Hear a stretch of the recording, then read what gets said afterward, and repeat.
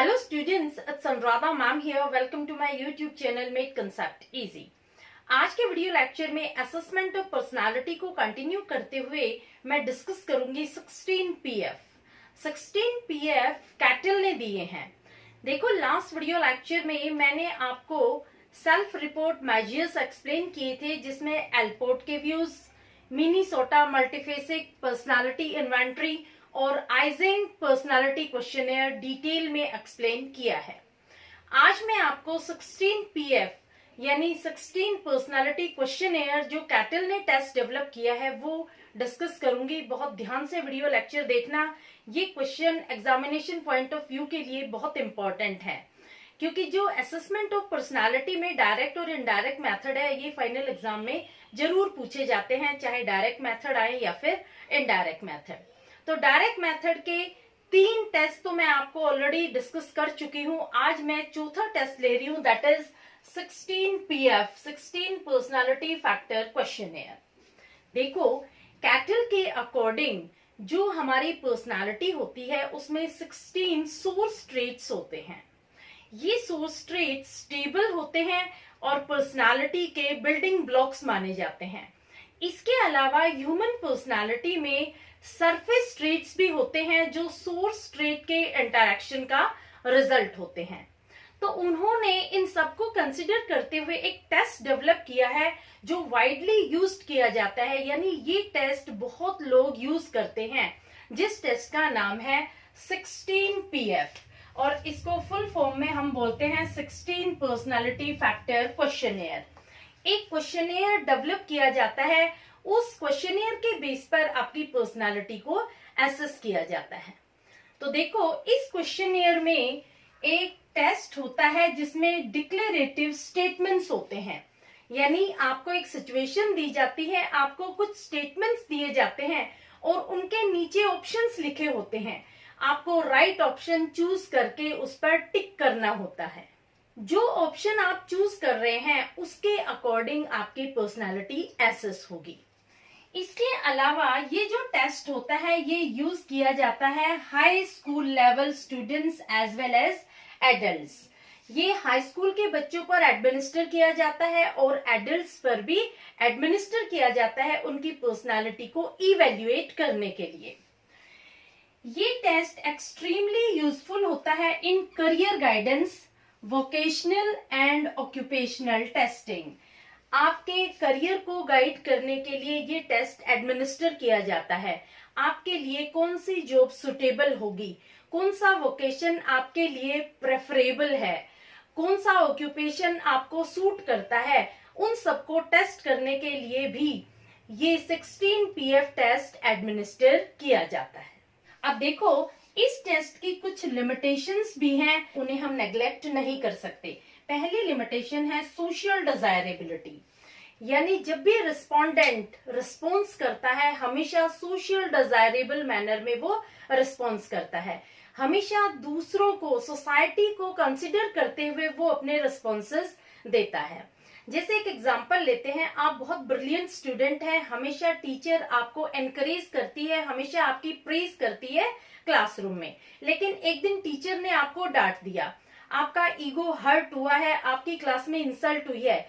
लेकिन जब टीचर आपसे पूछती है कि बेटा आपको बुरा लगा क्या, मैं बहुत गुस्से में थी, आपका आंसर प्रॉपर नहीं था, मुझे गुस्सा आ रहा था, मैंने आपको डांट दिया, तो आप कभी भी टीचर से ये नहीं कहेंगे कि हाँ मुझे बुरा लगा, मेरा ईगो हर्ट हुआ। आप कहेंगे नहीं नहीं मैम कोई बात नहीं। तो ये आपने कैसे जवाब दिया? ये आपने सोशली डिजायरेबल मैनर में दिया। आपको बहुत इंसल्टेड फील हुआ था, लेकिन आपने अपनी इंसल्ट को एक्सपोज नहीं किया टीचर के सामने। आप ऐसे आंसर दे रहे हैं कि टीचर को आगे बुरा न लगे। यानी जब रिस्पोंडेंट से, जब सब्जेक्ट से क्वेश्चनेयर फिल करवाया जाता है तो वो हमेशा क्वेश्चनेयर को फिल करते टाइम जो सोसाइटी होती है, जो लोग होते हैं, उनको कंसिडर करते हुए वो क्वेश्चनेयर फिल करता है। क्लियर?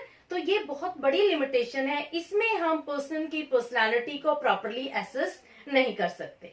जब आप क्वेश्चनेयर फिल कर रहे हैं उस टाइम आप चाहे अपसेट हैं, लेकिन कभी भी आप क्वेश्चनेयर में ये नहीं आंसर करेंगे कि मैं अपसेट हूं। आप पैनिक हैं, कंफ्यूज्ड है, लेकिन आप हमेशा नो रिप्लाई करेंगे। क्लियर? तो यहाँ पर हमेशा आप सोशली डिजायरेबल मैनर में रिस्पॉन्स दे रहे हैं। दूसरी लिमिटेशन आती है एक्विएसेंस। एक्विएसेंस का मतलब क्या होता है कि आप हमेशा अपना अप्रूवल दे देते हैं, अपनी कंसेंट दे देते हैं, हमेशा स्टेटमेंट को ओके कर देते हैं without having a glance on it. आप स्टेटमेंट को पढ़ नहीं रहे हैं, सिर्फ आप टिक करे जा रहे हैं, यस यस यस। हर क्वेश्चन के आगे आप यस लिख रहे हैं। आपको क्वेश्चनेयर में लिखा है डू यू फील हैप्पी, आपने टिक कर दिया। क्वेश्चनेयर में है डू यू फील कंफ्यूज्ड, आपने टिक कर दिया। क्वेश्चनेयर में है डू यू फील एंग्री, आपने टिक कर दिया। तो आप यहाँ यस के लिए टिक करे जा रहे हैं। आप उन क्वेश्चंस को पढ़ करके स्टेटमेंट नहीं दे रहे हैं, पढ़ करके रिस्पॉन्स नहीं दे रहे हैं। तो ये भी बहुत बड़ी लिमिटेशन है, यहाँ प्रॉपर पर्सनैलिटी को एसेस नहीं किया जा सकता। क्लियर? तो ये जो दो लिमिटेशंस हैं, इनको कंसिडर करते हुए हम कहते हैं कि यहाँ पर्सनालिटी का प्रॉपर चेकिंग नहीं हो सकती है। हम किसी भी पर्सन की पर्सनालिटी 16 PF बेसिस पर कंसिडर नहीं कर सकते हैं। दूसरी एक बात और आती है कि जब भी पर्सनालिटी को टेस्ट किया जाता है, जो साइकोलॉजिकल टेस्टिंग होती है, उसमें रिक्वायरमेंट होती है ग्रेट स्किल और ट्रेनिंग की। हर कोई ये टेस्टिंग एडमिनिस्टर नहीं कर सकता है। ये जो टेस्ट एडमिनिस्टर किए जाते हैं, ये एक्सपर्ट्स के द्वारा एडमिनिस्टर किए जाते हैं, सुपरवाइजर के द्वारा एडमिनिस्टर किए जाते हैं। हर कोई इन टेस्ट को एडमिनिस्टर नहीं कर सकता। क्लियर? अब देखो नेक्स्ट मेथड आता है इनडायरेक्ट मेथड। देखो डायरेक्ट मेथड में हम अपने सब्जेक्ट से डायरेक्टली क्वेश्चंस पूछ रहे थे उसकी पर्सनालिटी को डिटरमाइन करने के लिए, उसकी ट्रेट्स, उसके फीचर्स, उसके कैरेक्टरिस्टिक्स हम उससे डायरेक्टली पूछ रहे थे और वो आंसर कर रहा था, उसके अकॉर्डिंग हम उसकी पर्सनालिटी को डिटरमाइन कर रहे थे। लेकिन इनडायरेक्ट मेथड में हम डायरेक्टली क्वेश्चंस नहीं पूछते हैं, हम इनडायरेक्ट वे से सब्जेक्ट से क्वेश्चंस पूछते हैं और उनके रिस्पॉन्स के बेस पर हम उनकी पर्सनालिटी को जज करते हैं। देखो डायरेक्ट मेथड में क्या होता है कि लोग जनरली अपनी प्राइवेट फीलिंग, अपने इमोशंस, अपनी थॉट्स, अपने मोटिवेशंस शेयर करने में हेजिटेट करते हैं। इसलिए इनडायरेक्ट मेथड डेवलप किया गया कि इनडायरेक्टली हम लोगों से उनके व्यूज जान करके उनकी पर्सनालिटी को चेक कर सकते हैं, एसेस कर सकते हैं, जज कर सकते हैं। अब देखो साइको एनालिटिकल थ्योरी के अकॉर्डिंग ह्यूमन बिहेवियर का एक लार्ज पार्ट अनकॉन्शियस मोटिव के द्वारा कंट्रोल किया जाता है। यानी हमारे बिहेवियर में कुछ ऐसी बातें होती हैं जो हम सप्रेस करके रखते हैं। ह्यूमन बिहेवियर में अनकॉन्शियस मोटिव्स होते हैं जो सप्रेस्ड होते हैं, वो डायरेक्ट मेथड के थ्रू एक्सप्रेस नहीं किए जा सकते। अगर कोई इनडायरेक्टली पूछ रहा है तो अनकॉन्शियस मोटिव भी एक्सप्रेस किए जाते हैं, इसलिए प्रोजेक्टिव टेक्निक डेवलप की गई। तो प्रोजेक्टिव टेक्निक जो ये टेस्ट डेवलप किया गया था, इसका मेन मोटिव था to assess unconscious motive and feelings. हमारी जो अनकॉन्शियस डिजायर्स हैं, अनकॉन्शियस फीलिंग्स हैं, उनको एसेस करने के लिए हम ये प्रोजेक्टिव टेक्निक्स यूज करते हैं।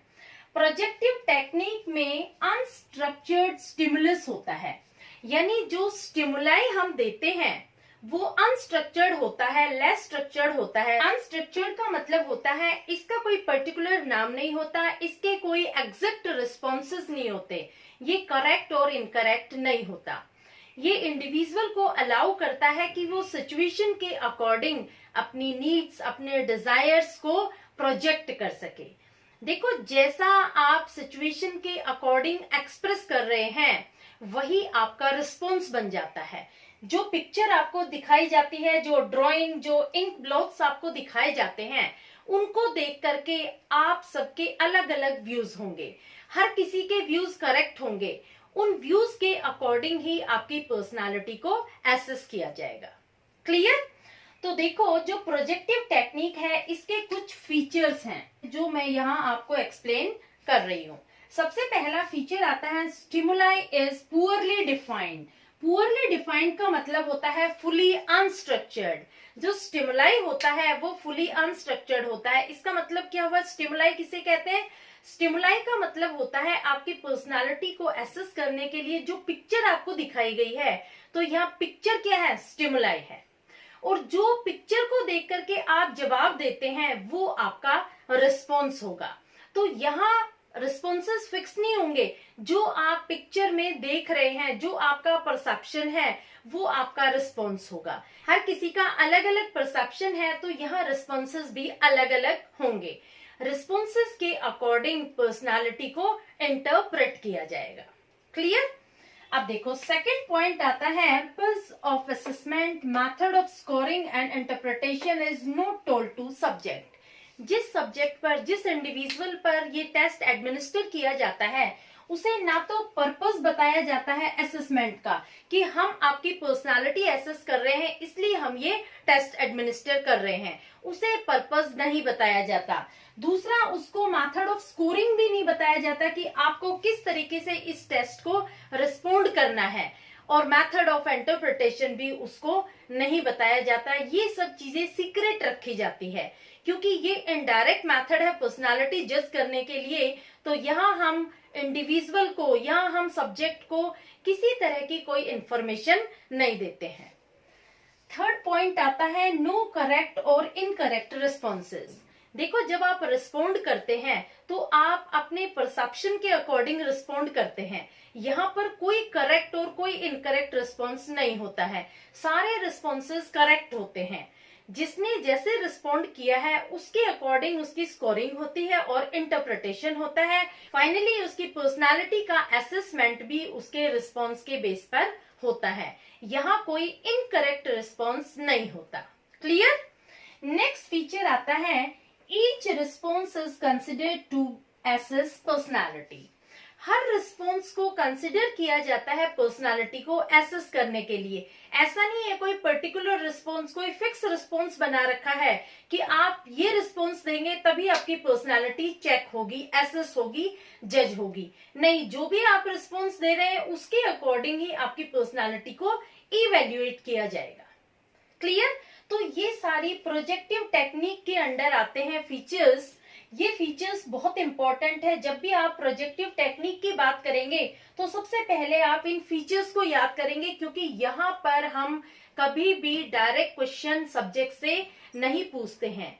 सब्जेक्ट के कैरेक्टरिस्टिक्स को जानने के लिए, उसकी ट्रेट को जानने के लिए उनसे डायरेक्ट क्वेश्चनिंग नहीं होती। इनडायरेक्ट तरीके से हम उनसे क्वेश्चंस पूछते हैं और उन क्वेश्चन के रिजल्ट के बेस पर हम उनकी पर्सनालिटी को एसेस करते हैं।